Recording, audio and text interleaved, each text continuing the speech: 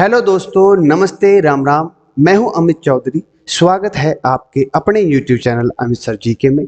तो आज हम प्रैक्टिस 7 पर पहुंच चुके हैं। जो प्रैक्टिस सेट 7 है आज के आपके सामने दिख रहा होगा। 30 क्वेश्चन कर रहे हैं आज हम। ठीक है, आशा करता हूं पिछले प्रैक्टिस सेट जिस भी बच्चे ने लगाए होंगे उनको देख करके आपको ये लग रहा होगा हाँ क्वेश्चनों में दम है।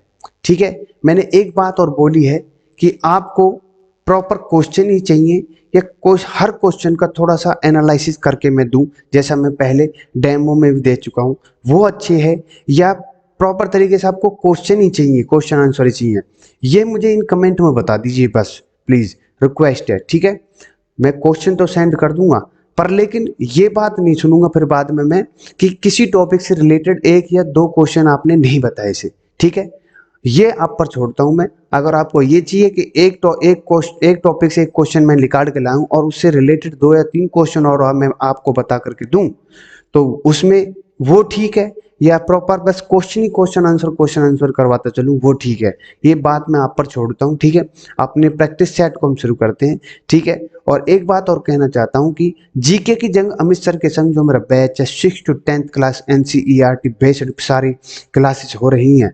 6th class, 7th class, 8th class complete हो चुकी हैं, बिल्कुल सभी चैप्टर कंप्लीट हो चुके हैं और 9th क्लास भी अब कंप्लीट होने वाली है। ठीक है, विद चैप्टर, और उसके साथ 15 से 20 क्वेश्चन, किसी किसी में 25 क्वेश्चन मैं लेकर आ रहा हूं। पहले क्लास करवाता हूं फिर क्वेश्चन करवाता हूं। ठीक है, तो मेरा यही मकसद है कि आपको बिल्कुल सबसे पहले पेपर में बैठने से पहले आप जीके के पोर्शन को सबसे पहले करें, जीके के सब्जेक्ट को पहले करें। ठीक है, अदर सब्जेक्ट को बाद में, उसके लिए टाइम बचाएं। ठीक है, सबसे पहले 5 से 7 सेकंड में आप क्लियर कर दें हर एक क्वेश्चन को, जीके को ले क्वेश्चन जो भी होगा। ठीक है मेरे भाई, मेरा तो मेन मकसद यही है।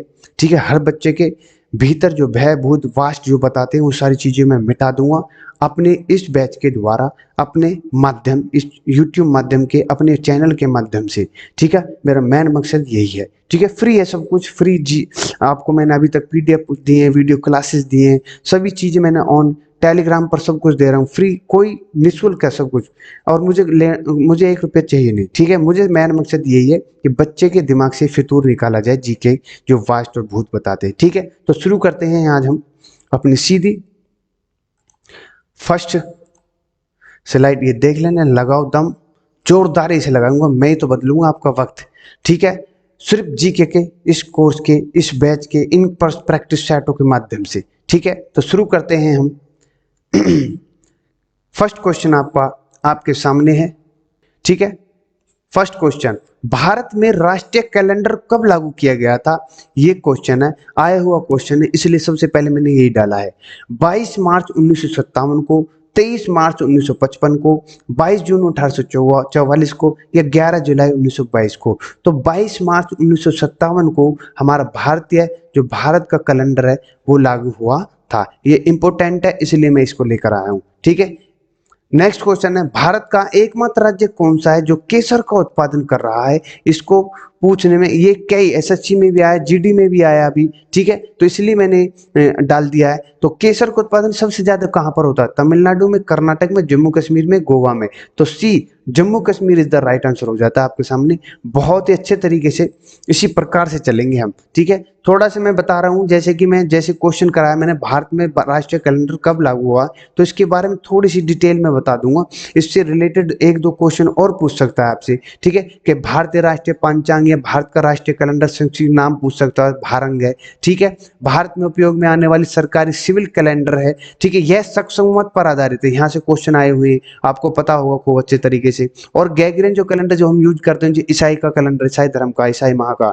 ठीक है, वो 22 मार्च 1957, उसको मतलब मैं गैगरियन जो कैलेंडर लागू हुआ था 22 मार्च 1957 से हुआ था। ठीक है, अपने जो भारंग, अपना भारतीय जो कैलेंडर है, ठीक है, एक चैत्र 1879। अब चैत्र क्या है? चैत्र जो होता है हमारे हिंदू कैलेंडर का सबसे फर्स्ट माह होता है, पहला महीना होता है, और जो फागुन होता है वो अंतिम माह होता है। ठीक है, जिस बच्चे को जिस जिस चीज को मैं बता रहा हूँ और अच्छे तरीके से और डिटेल में जान लेना।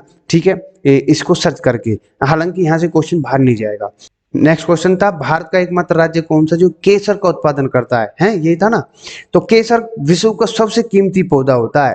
केसर की खेती भारत में जम्मू के किश्तवाड़ और जन्नत कश्मीर के पंपोर जो बोलते हैं कि सीमित क्षेत्रों में से अधिक की जाती है। और केसर यहाँ के लोगों के लिए वरदान है, क्योंकि केसर के फूलों से निकाला जाता सोने जैसा कीमती केसर, जिसकी कीमत बाजारों में 3 से 3.5 लाख रुपए किलो होती है। ये इंपोर्टेंट है भाई मेरे, ठीक है, देख लो कितना इंपोर्टेंट है, J&K।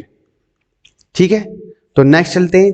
अभी तो मैंने पहले और दूसरे क्वेश्चन को मैंने डिटेल बताई थी, अब प्रॉपर तरीके से हम क्वेश्चन करेंगे, ठीक है। या आपको detail explain her question wise जो मैं एक्सप्लेन दे रहा हूँ वो अच्छा लग रहा है, या प्रॉपर आपको क्वेश्चन ही चाहिए ये अच्छा लगेगा? तो भारत सबसे ज्यादा निर्यात क्या करता है? खनिज, ईंधन, चाय, लोहा एवं स्टील या मोबाइल? तो सबसे ज्यादा निर्यात करता है हमारा चाय का, ठीक है। ये इंपॉर्टेंट है, पूछा गया क्वेश्चन है, ठीक है। अब चाय कहाँ पर होती है, किन किन राज्यों में सबसे ज्यादा होती है, कौन निर्यात करता है, कौन आयात करता है, ये सारी चीजें इंपॉर्टेंट हो जाती है आपको जानने के योग्य। कावेरी जल विवाद किन किन राज्यों से संबंधित है, पूछे गए क्वेश्चन है। जम्मू कश्मीर का है, गलत। गोवा कर्नाटक का है या तेलंगाना का है? तो Tamil Nadu is the right answer. Tamil Nadu Karnataka का जल विवाद है पिछले 2 या 3 दशक से, ठीक है। नेक्स्ट है फिफ्थ क्वेश्चन आपके सामने, भारत का सबसे बड़ा राष्ट्रीय पुरस्कार कौन सा है? पद्म भूषण है, भारत रत्न है, नोबेल पुरस्कार है, पद्म विभूषण है। तो Bharat Ratna is the right answer. अब फर्स्ट ये है, सेकंड क्या है, थर्ड क्या है, फोर्थ पे क्या है, ये चीजें इंपॉर्टेंट है कि नहीं बता देता मैं आपको, ठीक है। तो अब फिलहाल मैंने Bharat Ratna is the right answer, बस बात खत्म, इसके आगे कुछ नहीं बताऊंगा मैं, ठीक है। इससे रिलेटेड 1-2 क्वेश्चन और मैं बता दूंगा, तो इसमें कोई दिक्कत नहीं है आपको, ठीक है। तो इन कमेंट मुझे बताओ कि क्या मैं कराऊं आपको, खाली क्वेश्चन आपको अच्छे लगते हैं या फिर उसके बारे में थोड़ा सा डिटेल में मैं बताऊं, ठीक है। तो नोबेल पुरस्कार किसकी याद में दिया जाता है? रविंद्रनाथ टैगोर, वैज्ञानिक अल्फ्रेड बेर्नार्ड नोबेल, ये is the right, B is the right answer हो जाता है। मदर टेरेसा या फ्रेडरिक बेसी? इनको मैं बता देता हूँ कि एशिया के सबसे पहले व्यक्ति हैं हमारे रविंद्रनाथ टैगोर को, जिनको 1913 में गीतांजलि के ऊपर नोबेल पुरस्कार मिला था, ठीक है। मदर टेरेसा पहली महिला है हमारे भारत की जिनको ये नोबेल पुरस्कार मिला था, ठीक है। अभी करंट में किसको मिला है, इन कमेंट मुझे करके बताओ, ठीक है। ये चीजें जानने योग्य वाली बातें हैं। किस देश को उगते हुए सूरज की भूमि कहा जाता है?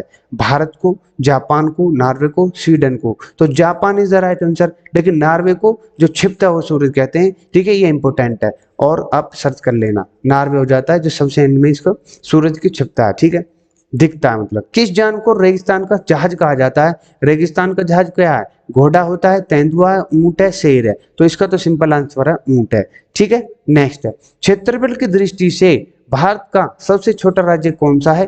तो तमिलनाडु है, कर्नाटक है, जम्मू कश्मीर है, गोवा? तो Goa is the right answer हो जाता है। गोवा का सीएम कौन है, गोवा के गवर्नर कौन है, ठीक है, इसका कितना क्षेत्रफल है, ठीक है, और कौन इसके आस पड़ोस में है? ये चीजें जानने योग्य वाली बातें हैं आपको, ठीक है। यहीं से क्वेश्चन पूछ सकता है आपको, ठीक है। भारतीय मानक समय IST किस पर आधारित है?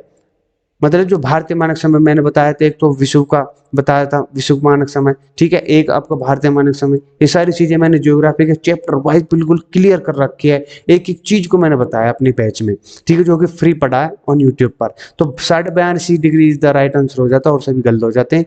इंडियन स्टैंडर्ड टाइम इसकी फुल फॉर्म हो जाती है, पूछ सकता है आपको, ठीक है। तो ये याद कर लेना, ठीक है। किन किन राज्यों से होकर गुजरती है ये भी याद कर लेना। शुंग वंश, अब थोड़ा सा कर लेते आपके इतिहास। शुंग वंश के संस्थापक कौन थे? वसुमित्र, पुष्यमित्र, अग्निमित्र, घोष? अब यहाँ से आप अटका सकता है आपको, ठीक है। ये चीजें मैंने आपको बताई हुई है प्रॉपर तरीके से, लेकिन अब अगर आप चाहते हैं थोड़ा सा और मैं इनमें क्वेश्चन के साथ डिटेल डाल दूं तो आपको कोई दिक्कत नहीं होगी, ठीक है। रिवीजन भी हो जाएगा, और आपने जो जीके की जगह में सर के जगह मेरे बैच या खोर से फ्री लिया जो, ठीक है, बिल्कुल ऑन यूट्यूब पर है, वो क्या है, वहाँ रिवीजन वहाँ करा, फिर उसके बाद क्वेश्चन लगाई, फिर सैटरडे संडे में जो क्वेश्चन दे रहा हूँ फिर रिवीजन, ठीक है। और फिर मैं PDF आपको ऑन टेलीग्राम पर दे दूंगा, फिर रिवीजन। तो आपके दिमाग में से क्वेश्चन कोई निकल नहीं सकता, ये 100% वाली बात है, ठीक है। नेक्स्ट क्वेश्चन है, मोहम्मद गोरी कहाँ का शासक था? Multan, Ghazni, Kabul, Gandhar? Ghazni is the right answer, ठीक है। आपको फंसा सकता है, काबुल भी दे सकते हो, गंदार भी दे सकते हो आप, ठीक है। Ghazni is the right answer है। कुतुब मीनार को किसने पूरा करवाया था? कुतुबुद्दीन ऐबक ने, फिरोज शाह तुगलक ने, इल्तुतमिश ने, अकबर ने? अब आप तीनों में कंफ्यूजन हो जाते, लेकिन पूरा करवाया था मैंने बताया था, इल्तुतमिश ने करवाया था, 1229 में करवाया था इसको पूरा, ठीक है। कितनी मंजिलें आपको ये याद करनी है, ठीक है। और सबसे पहले इसकी नींव किसने रखी ये भी पता होना चाहिए। सबसे पहले नींव इसकी कुतुबुद्दीन ऐबक ने रखी। किसके नाम पर रखी? बख्तियार खिलजी नाम था। क्या नाम था उसका? उसको याद कर लेना, ठीक है, एक बार देख लेना। हुमायूं का दिल्ली पर पुनः कब्जा कब हुआ? हुमायूं जो था, एक बार बीच में इसको किसने भगा दिया था? शेर शाह सूरी ने, ठीक है, शेर शाह सूरी ने भगा दिया था इसको। किसको? इस हुमायूं। 1539 में कौन सा युद्ध था बताओ इन कमेंट मुझे, मैंने सब कुछ बताया आपको प्रॉपर तरीके से, ठीक। फिर ये घूमता है, बाहर भग जाता है, फिर आ जाता है, ठीक है, और किसके माध्यम से बचता है, किसके माध्यम से नदी पार करता है, ये सारी चीजें मैंने बताई हुई हैं। तो 1555 इज द राइट आंसर हो जाता है, 1555 इज द राइट आंसर, ठीक है। नेक्स्ट क्वेश्चन आपके सामने है 15वां। अकबर ने हिंदुओं के ऊपर से जजिया कर हटाया 1564 में, 55 में, 1660 में, 1780 में। तो ये तो हो नहीं सकते, ठीक है, जब इसका जन्म ही नहीं था, मर चुका था। तो 1564 में जजिया कर हटाया था हिंदुओं के ऊपर, किसने? अकबर ने। पूछ सकते हैं आपसे। भारतीय राष्ट्रीय कांग्रेस से बहुत क्वेश्चन आए, तो मैंने इसके कई क्वेश्चन दिए। भारतीय राष्ट्रीय कांग्रेस, जो कि मैं आपको पहले करा भी चुका हूँ, अभी कुछ चैप्टर करवाए थे इसके। भारतीय राष्ट्रीय कांग्रेस की स्थापना कब हुई? 1885 में हुई थी। ये सभी गलत हो जाते हैं, ठीक है। भारतीय राष्ट्रीय कांग्रेस का पहला सत्र आयोजित किया गया था।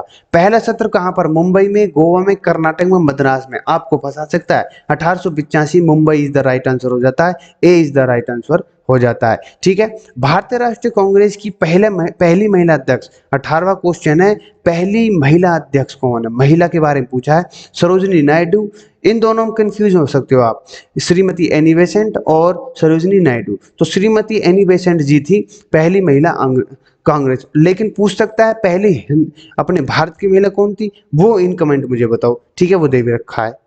राष्ट्रगान जनगण मन की को पहली बार कब गाया गया था? भाई राष्ट्रगान जनगण मन को पहली बार कब गाया गया था? कब, कहां पर गाया गया था? दिल्ली 1911 में, कलकत्ता 1911 में, 1885 में, या 1912 मद्रास में। तो Calcutta is the right answer. और राष्ट्रीय गीत को कब गाया गया था और कहां पर गाया गया था? इन कमेंट बताओ। सूरत अधिवेशन में भारतीय राष्ट्रीय कांग्रेस का पहला विभाजन हुआ 1907 में, ठीक है, 1907 में जब अधिवेशन दो टुकड़ों में बट गया था। पता है कुछ?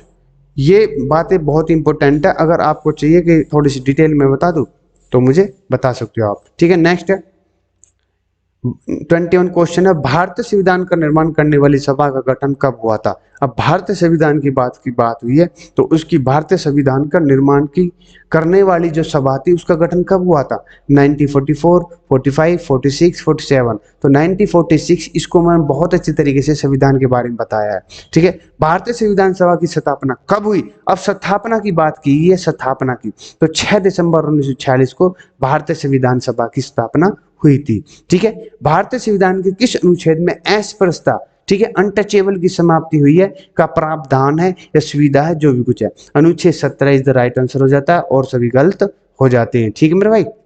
भारतीय धर्मनिरपेक्षता क्या है? एक धार्मिक समुदाय दूसरे समुदाय को न दबाए, कुछ लोग अपने ही धर्म के अन्य लोगों को न दबाए, राज्य लोगों की धार्मिक स्वतंत्रता नहीं छीनेगा, उपरोक्त सभी। D is the right answer हो जाता है इसका, D is the right answer. जो भी बच्चा मेरी क्लासों को ले रहा है, इनको भक्कर आंसर दे रहा होगा। भारतीय संसद के कितने अंग है? ये मैंने बताए हैं, 3 अंग होते हैं। कौन कौन से होते हैं? विधायिका, न्यायपालिका, और लास्ट वन न्यायपालिका, विधायिका, कार्यपालिका, ठीक है, 3 होते हैं आपके, ठीक है। कौन? बस संसद के 3 अंग। लोकसभा में सत्ताधारी दल का मुखिया कौन होता है? अब लोकसभा की बात हुई है, ठीक है, जैसे प्रधानमंत्री है, राष्ट्रपति है, मंत्रिपरिषद, उपराष्ट्रपति। तो A is the right answer. भाई जिसका बहुमत प्राप्त है, जिसकी सत्ता आ चुकी है, उसी को तो जो लोकसभा की बात हो रही, ना कि राज्यसभा, ना कि विधानसभा, ठीक है, किसी और की बात हो रही हो, ठीक है। तो लोकसभा में सत्ताधारी दल का मुखिया कौन बनेगा? प्रधानमंत्री तो बनेगा लोकसभा का, और तो नहीं बनेगा कोई। तो A is the right answer. Next है राज्यसभा का सभापति कौन होता है? ये इंपॉर्टेंट है। राज्यसभा की बात हुई है, कभी लोकसभा का सोचने लगो।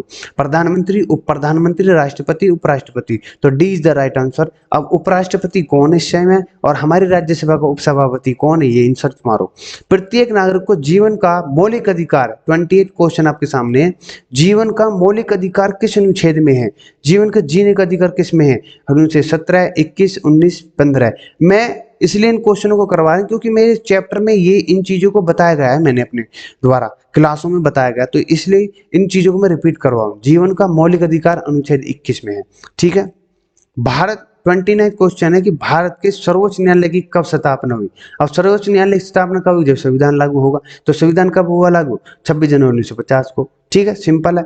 दिल्ली में उच्च न्यायालय की स्थापना कब हुई, उच्च न्यायालय की, उच्च न्यायालय बोला तो हाई कोर्ट। ठीक है, तो 1965, 66, 1984 या 86, तो 31 अक्टूबर शायद 1966 इज द राइट आंसर। ठीक है, B is the right answer. ठीक है, अब आपको बताने कि 30 में से आपके कितने नंबर है मेरे भाई।